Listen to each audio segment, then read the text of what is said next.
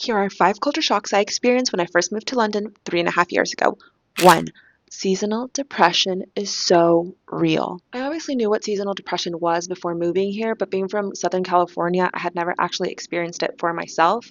But then I experienced a proper winter where the sun rises at 8 a.m., the sun sets at 3:30 p.m., it's cloudy for days on end. You can go almost weeks without seeing the sun. Like, no wonder I probably have a vitamin D deficiency and absolutely zero energy in the winter. My second culture shock is that cars here drive on the left side of the road. Now, I already knew that before moving here, but I think the culture shock part of it was that it was very disorienting to see in real life. Like, which way are cars coming from? Which way do I look before I cross the street? I don't even know anymore. My third culture shock is that there are no toilet seats in this country, and I think it's debatable how much a thin little piece of paper is going to guard against germs, but it was still something that I really had to get used to when I first moved here. My fourth culture shock is that everyone and their mothers jaywalk here. Like back home, I know people who are actually fined for jaywalking, whereas here it's completely normal. Also, I think it's just harder to jaywalk in the US because our streets tend to have more lanes and are a lot wider, and the cars are going a lot faster. Whereas here in London,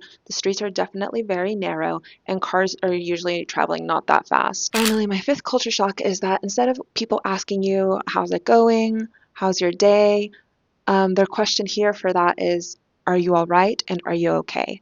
In America, if you ask someone those questions, I think the implication is that they're not looking well, they look a bit sick, maybe a bit sad, and that's why you're asking, oh, are you okay? Are you all right?